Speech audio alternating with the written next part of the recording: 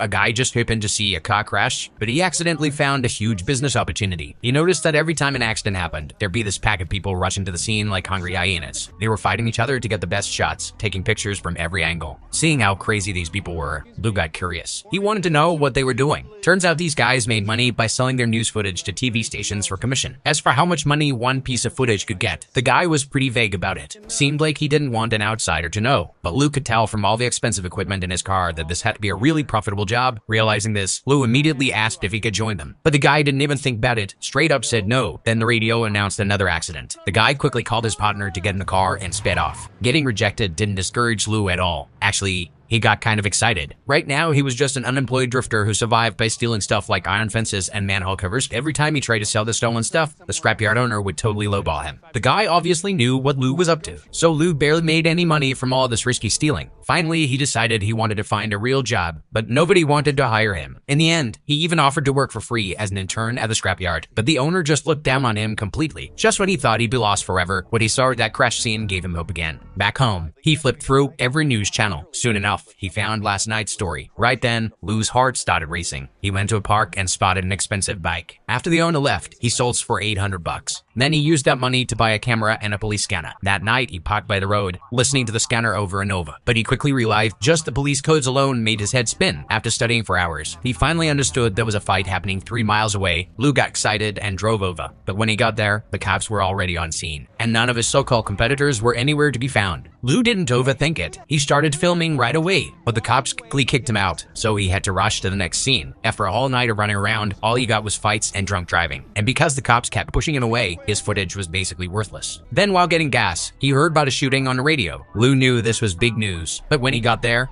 cops and paramedics were already there. Other photographers were already filming. So Lou decided to take a risk. He snuck past the paramedics and got close to the victim. He secretly filmed the injured person, but a cop spotted him and kicked him out again. This time he even got the other photographers in trouble. One of them cursed Lou out, but the guy had already gotten enough footage, so he quickly called the TV station. Lou quietly followed behind him, listening to the whole negotiation. The guy ended up selling his footage for $300. Hearing that tempting price, Lou decided to try his luck at the TV station too. But when he brought his footage to the producer, they weren't interested. Turns out they already had footage of the incident. But then Lou mentioned he had some more graphic shots. That got their attention. Nina, the station manager, needed more impactful footage to grab viewers. And Lou's risky shots, even though they were blurry, had exactly the bloody content Nina wanted. Lou ended up selling his first piece for $250. While collecting his payment, Lou asked Nina what kind of footage the station was looking for. Nina told him, "What audiences love most is major crime news. If it involves racial discrimination, that's even better. Then there's personal safety, fires, car accidents. These are all hot topics." Lou suddenly understood. He told Nina he got the essence of news now. He was sure they'd meet again soon. The next day, when Lou saw his news on TV, he felt excited and accomplished. After last night's experience, Lou went online and memorized all the police codes. He needed to get police info more efficiently, but he knew that wasn't enough. He needed an assistant to boost his efficiency. Lou interviewed this street guy, Rick. Rick had been unemployed for 6 months, couldn't pay rent, so he was living in an underground station. He desperately needed work. Lou hired him for just $30 a night. To get Rick up to speed, Lou drove to the roadside and taught him all the police codes he'd just learned. They waited until it got completely dark. Finally, news of a fire came through the radio. They immediately headed to the scene. Lou drove while Rick checked the GPS and gave directions. But their first teamwork didn't go well. Lou was driving super fast and kept pressuring Rick. Rick got nervous and gave wrong directions. They ended up taking a huge detour to get there. By then, the other photographers had already finished and were packing up. Hearing their slightly mocking comments, Lou didn't have time to get angry. They could only quickly get back to the job.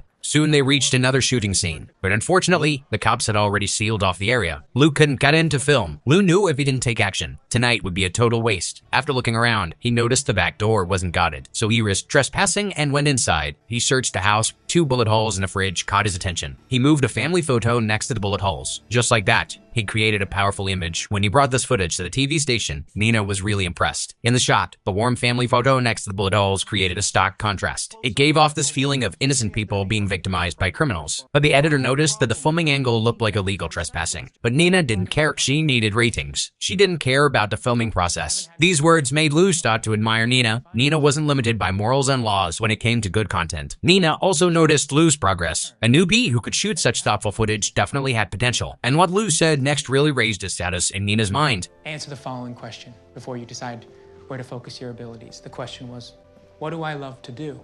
What am I good at?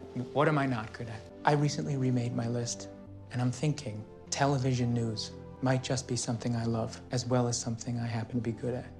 After Nina left, Lou was alone in the studio. After these two successes, Lou felt he'd found the key to success. He sat at the podium with the whole city behind him as backdrop, like he was declaring himself the king of this city. Right then, Lou's ambitions started growing rapidly. So in the following days, Lou used his methods to work like crazy. His filming techniques also became more bloody than before. Morals and laws gradually blurred in his mind. His footage was always better quality than his competitors. His stuff appeared on the news more and more. In just 2 months, Lou bought himself a sports car. His assistant just accidentally got a few drops of gas on a car paint and got a serious scolding.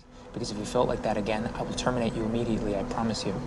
With better equipment, Lou drove even faster. Running red lights became routine just to get to accident scenes faster. Lou rushed to a car crash scene and found that cops and other photographers hadn't arrived yet. After checking out the scene, Lou found a good angle and started filming. But soon he felt like something was missing from the shot. He put down his camera and ran to the victim. He picked up the barely alive injured person and moved them to where he thought looked better. When he picked up his camera again, he had a satisfied smile on his face. By the time the cops arrived, Lou had just finished filming, and the cops had no idea he'd already messed with the scene. Lou's success couldn't be separated from his complete lack of principles. But he knew this industry only looked at results, never the process. Soon Lou's bold filming style and lightning speed caught the attention of veteran Joe. Joe wanted Lou to join his team. He just upgraded and expanded his equipment. He needed talent like Lou. If Lou joined, they could not only share Joe's police connections, but Lou's income would multiply. This opportunity could definitely take Lou's career up several levels. But after 2 months of success, Lou had gotten pretty arrogant. He didn't want to share this pie with anyone, especially not with Joe, who'd rejected him before. Even though Lou turned down this great opportunity, he already had plans to take his career to the next level, because he'd set his sights on Nina. That night, when delivering footage to the TV station, Lou asked Nina out on a date, but Nina saw right through his intentions. She considered herself principled. She'd never get involved with work colleagues. Plus, she was much older than Lou, but Lou didn't seem to care. He said he was now their main news supplier, and Nina's decision would affect the station's ratings. These words hit Nina's weak spot. She finally agreed to have a simple dinner with Lou. So Lou zeroed in on the pain point and began his analysis. He'd already analyzed the TV station's situation. The news channel's ratings mainly relied on crime content, and in the past 2 months, Lou had basically monopolized all their crime news. This proved how important Lou was to them. Lou had also found out that in Nina's past career, she'd never stayed at any company for more than 2 years. The next few weeks were crucial for Nina's contract renewal. As station manager, Nina had to guarantee the station's ratings. If the renewal failed, at Nina's age, it'd be hard to find another job. Lou's importance to Nina was obvious. Then Lou used this as leverage to make a shameless demand.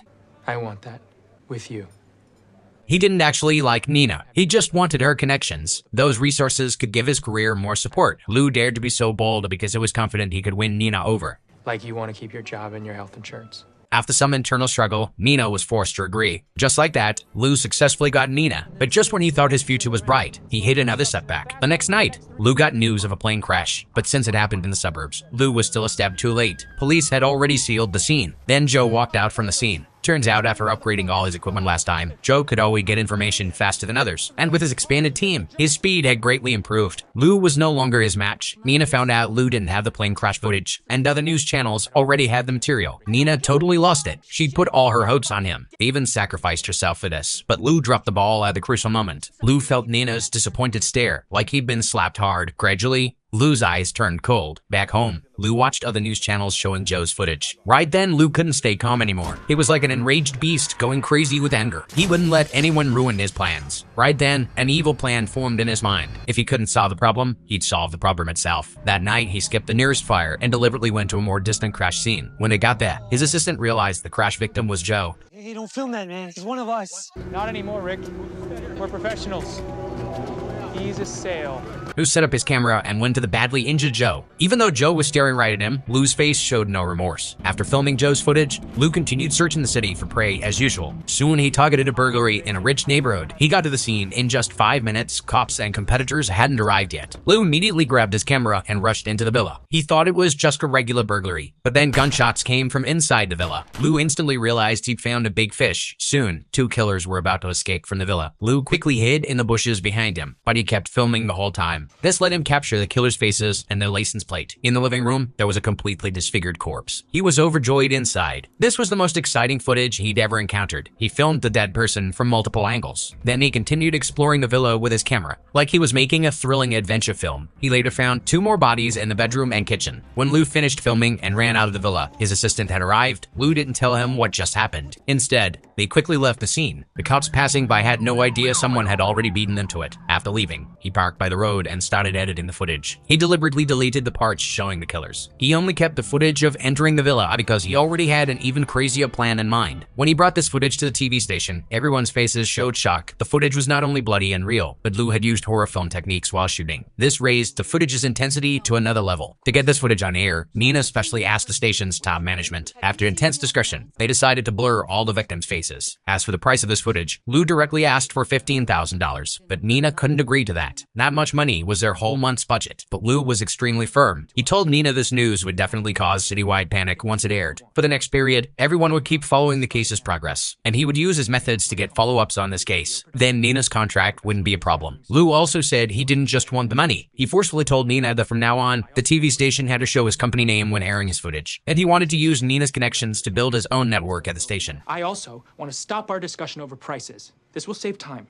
So when I say that a particular number is my lowest price, that's my lowest price. And you can be assured that I arrived at whatever that number is very carefully. Now, when I say that I want these things, I mean that I want them. And I don't want to have to ask again. And the last thing that I want, Nina, is for you to do the things that I ask you to do when we're alone together in your apartment. Not like the last time. Nina felt like there was a fierce beast standing in front of her, and she was its prey. She felt like she was suffocating. That night, Nina introduced Liu to everyone at the station. She told them Liu's story. After doing all this, the news started airing on TV. To expand the news's impact, the station not only added tense music to the video, but the host repeatedly emphasized that the killers in this brutal family massacre were still on the run. With their hype, this news instantly got widespread attention. It also made Liu's company famous overnight, but the next day, police came looking for Liu. They were there about last night's news. Liu had expected this. He explained that he did see the killers, but since it was dark, he didn't see their faces clearly. As for the footage, he only started filming after entering the villa. Police didn't doubt Liu's words. After copying the footage, they left. What little did they know, this was all part of his plan. Liu then pulled out the footage of the killers. He used their license plate to find where they lived. That night, Liu started work early. To get Rick to cooperate with his next plan, he promised to raise Rick's hourly wage to $75. And he gave Rick an irresistible huge temptation. Just when Rick was getting excited, Liu revealed his plan. He planned to find the killer's house. After confirming their identities, he'd call police. They'd film the killers getting arrested. There would definitely be a shootout. That would be even more shocking news footage. They went to the location and hid, but while waiting for the killers to show up, Liu casually mentioned tonight's $50,000 payment. This immediately made Rick feel unfair. Why should they do the same work, but he only gets a few $100? Rick immediately demanded to split tonight's earnings. Otherwise, he'd report Liu's behavior. Liu looked at him in disbelief. He never expected this usually easy-to-fool guy to start threatening him today. After thinking calmly, Liu finally decided to compromise. He'd give Rick $10,000, but Rick refused. Hearing this, Liu's face instantly went cold. His eyes looked at Rick like he was looking at a dead man, but did not affect the next plan. Liu temporarily agreed to his demand. Soon enough, the killer came out of his house. After seeing him drive away, Liu quietly followed. The killer picked up another accomplice on the way. They went through several intersections and stopped at a restaurant. Liu quickly called the police. He described the killers in detail and repeatedly reminded them that they had guns. After hanging up, the radio announced police were on their way. He immediately had Rick go across from the restaurant, filmed the whole process with the camera. Liu would stay in the car filming from another angle, but Rick got scared right then. What if the killer spotted him while filming? He refused to get out of the car. Seeing Rick chicken out at this moment, Liu was furious.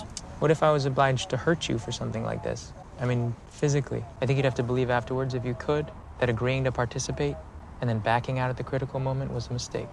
Because that's what I'm telling you. Clearly.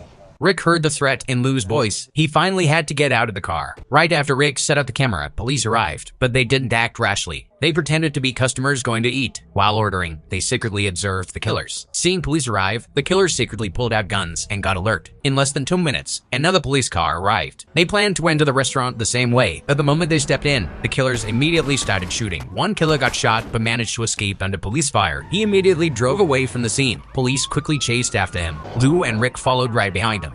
Soon, because they were driving too fast, at an intersection, the police car behind got hit by another car and flipped. Even so, Liu didn't stop. He kept following the killer's car. Soon another police car caught up. The two cars kept ramming each other. Finally, both crashed. Liu quickly got out. He grabbed his camera and went over. After a quick check, Liu signaled to Rick that the killer was dead. He told Rick to come over and film. But when Rick was carrying the camera to kill his car, the killer shot Rick multiple times. Rick collapsed on the spot. After the killer stumbled out of his car, he saw Liu holding the camera in distance. But before he could react, police sirens were already approaching. He tried to run, but only got a few steps before the arriving officers shot him dead. Liu then brought his camera to Rick. You saw it. I can't jeopardize my company's success to retain an untrustworthy employee. You're crazy. You took my bargaining power, Rick. You used it against me. You would have done it again. Just admit it. I don't know. I know. From filming news to creating news, from attacking competitors to eliminating his disobedient assistant, Lou went from an ambitious young man who just wanted a decent job to completely becoming a night demon. When Nina saw Lou's footage, she was deeply shocked again. She was also captivated by this man's charisma. But just before the news was about to air, the editor suddenly got word from police. Turns out police found a lot of illegal stuff at Akila's house. The whole case was just criminals fighting each other, not some inhuman family massacre. But surprisingly, Nina refused to change the news theme. She knew viewers wanted to hear about urban crime, not some boring criminal-on-criminal violence. Right then, Nina seemed successfully infected by Lou. Soon after the news aired, Lou was called to the police station. Police had traced that last night's 911 call came from him. Looking at both cases and last night's news footage, police were sure Lou knew more than he was seeing, and he deliberately set all this up for filming. This led to one of their officers dying, but Lou had already prepared his explanation. He said his previous villa footage had made the killers track him down. After seeing the killers' faces, he remembered who they were. After losing them, he quickly called police, but police thought Lou's story was completely made up. Since they didn't have enough evidence, they couldn't charge him. They had to let him go. Not long after, Lou used his earnings to expand his team. He also upgraded to new equipment. He influenced every employee with his values. He kept training more people like him, ruthless people who do anything to reach their goals.